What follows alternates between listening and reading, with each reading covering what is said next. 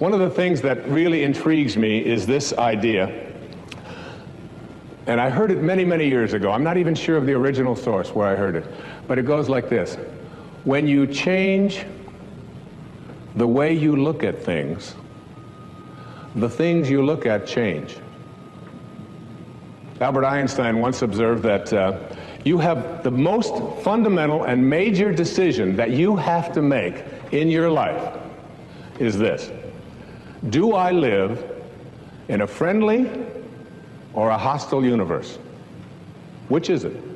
Is it a universe that is filled with hostility and anger and people wanting to hate each other and people wanting to kill each other? Is that what you see? Because when you see the world that way, that's exactly what you will create for yourself in your life. This is from great scientific minds. And the interesting thing is that this is not just a clever play on words, that when you change the way you look at things, the things you look at change. It's actually a very scientific thing, and I'm going to show you that in just a moment. I'd like you to imagine the following scene. You're in your house. You've got your car keys in your hand. The lights go out. Power failure. You can't see a thing. You stumble around in your living room and you drop your keys. And you look around for a moment and you realize that you're never going to find them in the dark. But you look outside and you notice that the street lights are on. So in your mind, a light bulb goes off. I'm not going to sit around here in the dark and grope around looking for my keys when there's a light on outside. I'm going to go out here under the street light and I'm going to look for my keys. Why are you laughing? This makes a lot of sense. So you're out here and you're groping around and you're looking for your keys and you're looking and looking, and your neighbor comes along and says, "What happened, Wayne?" "Well, I dropped my keys." "Oh, I'll help you look for them." And the two of us are now down here looking for our keys and looking. Finally, he says to me, "Excuse me, but where did you drop your keys?" "Well, I dropped them in the house."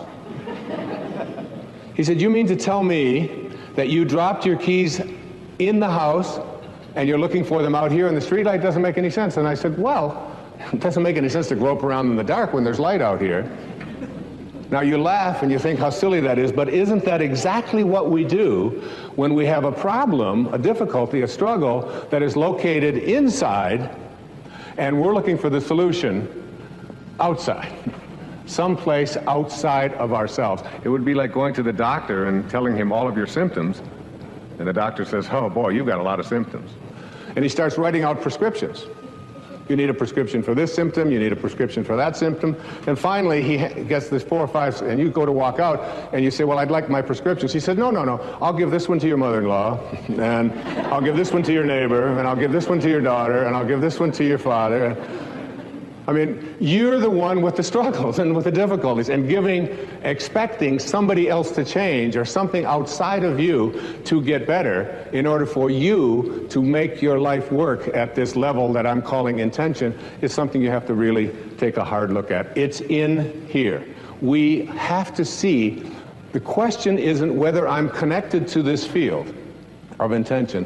The question is, how ready am I to keep that connecting link absolutely corrosion-free?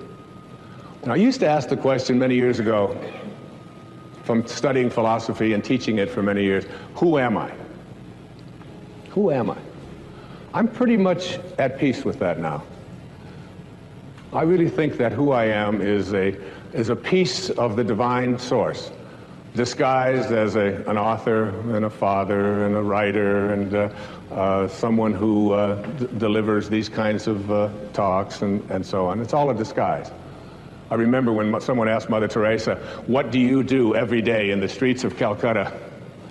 She had a wonderful, profound answer. She said, "Every day I see Jesus Christ in all of his distressing disguises. I see the unfolding of Source, the unfolding of God, the unfolding of Spirit in all that I encounter. And I see it in myself as well. And I see that and know that." That's not the question that bugged me the most. The one that puzzled me the most is, where did I come from? Where did I come from? You ever ask yourself that question? I used to ponder that. I can remember I lived in a series of foster homes for a while when I was a young boy, until I was about 9. And I lay out in Mount Clemens, Michigan. I would lay out on the grass, and I would look up, and I'd see these endless stars. There was an apple orchard out there. And I could just lie there on my back, and I'd just look up, and I'd say, where did I come from? Where did I come from? And it's not about reincarnation. I always liked Eleanor Roosevelt's response when they asked her if she believed in reincarnation. She said, I don't think it would be any more bizarre for me to show up in another lifetime than it was for me to show up in this one. Which always kind of made sense to me. You know? It's hard to figure all of this out. But where did I come from? Where did I come from? So you ask yourself this perplexing question, where did I come from? And most of us, when we think about that question, we come up with an answer. And the answer is, as hard as it is for us to even imagine, our parents did it. It's a tough one. But in one blissful moment, one drop of human protoplasm in some mysterious way collided with another, and life began in this microscopic dot. Now, I can remember years ago, we had 4 children in 7 years. And my teenage daughter, Stephanie, at that time, she had to take on a lot of the helping responsibilities around the house when these babies just kept showing up. And we found out that we were going to have another child. Another mysterious thing happened, and another child was on its way. And my wife and I flipped a coin to decide who would tell Stephanie. And I lost. So I cornered her one day when she was in a really good mood. And I said, honey, you're not going to believe this, but we're going to have another baby. Oh, that's great. And her hands went. Instant pose. This is it. This foot here, this one out here. You know. That's terrific. I said, well, it really is. I said, and you should probably be glad that we didn't have the same attitude that you have when we found out about you. She said, yes, but how do you think it feels? I said, well, why don't you tell me? She said, no, Dad, how do you think it feels to be the only kid in junior high school who has parents who like to do it?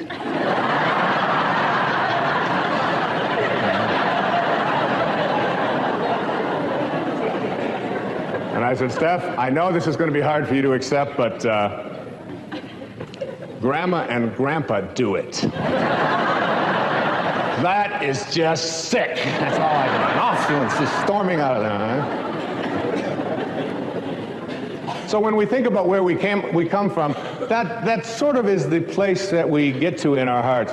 But just go back to that moment for a second and understand that, remember what I said earlier, when you change the way you look at things, the things you look at change. Just keep that idea in mind. Because if you go back to the time of your absolute beginning into the material world, you know that there was a microscopic dot. And this microscopic dot included everything that you needed for this physical journey. And you can't even see it with a microscope. It's just too mysterious and too mystical to even contemplate, isn't it? That something as tiny as you could get 1,000,000 of them on the head of a pin contains everything that you needed for this physical journey. Everything. Your birth was in there. The shape of your eye is in there. Your height is in there. The color of your skin is in there. I hold a hair up on the pillow and I say, and I've had this experience several million times. What held it in yesterday? You know. And you must ask that question, like, what held them up yesterday, don't you? Or why was it black yesterday and it's gray today? Where did that one come from, or whatever?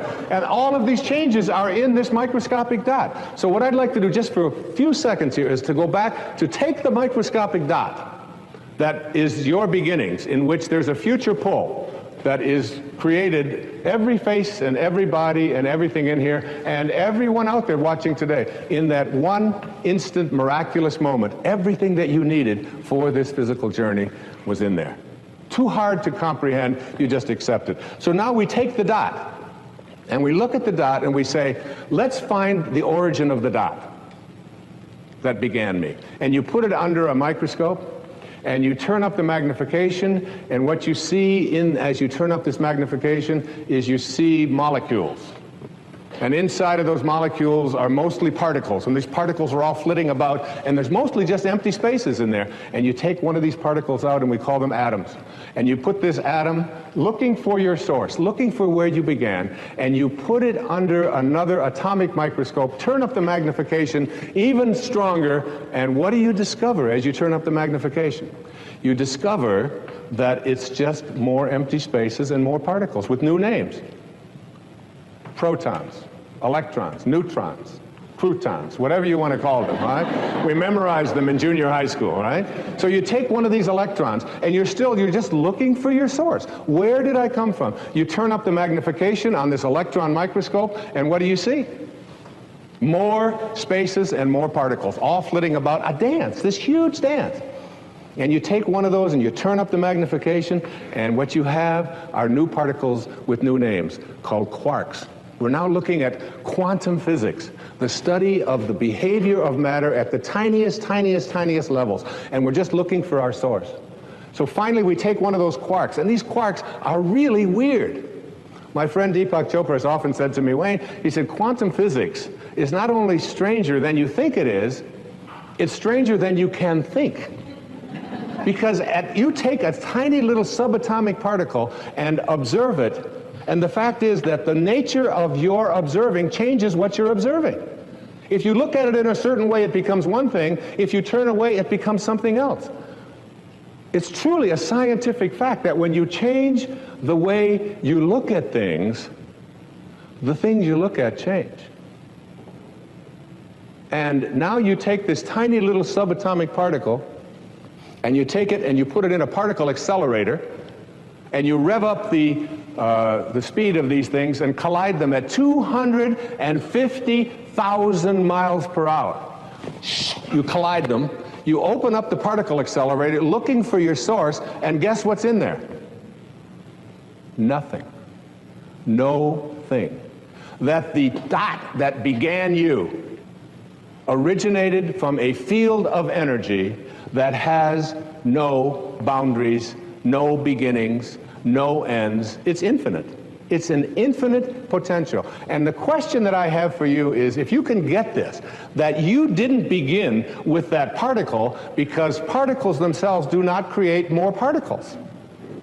St. Paul put it this way in the New Testament, that which is seen hath not come from that which doth appear.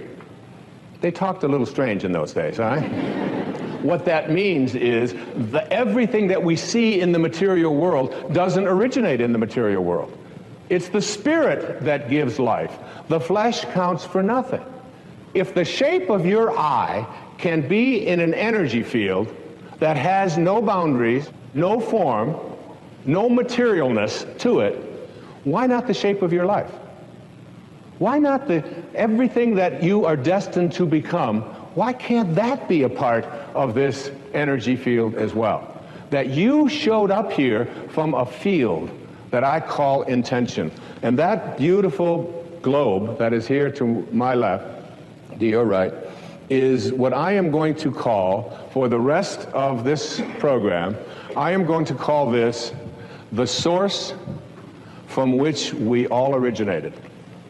That every particle that shows up on this planet, and that's what Max Planck said, and that's what Carlos Castaneda said, and that's what every metaphysician said, that's what all of the great spiritual teachings on this planet say, that our source is spirit. It is something other than the physical. And if you had a set of magical binoculars, and you could look at that field, what I'm going to describe in this program is what that field would look like. And my suggestion to you here is this, that you are going to If you want to understand intention and the power of intention, it means suspending your ego, the part of you that believes that you are separate from this source, because that's where all of our problems originated, all of our struggles, even our illnesses. This is a source of well-being.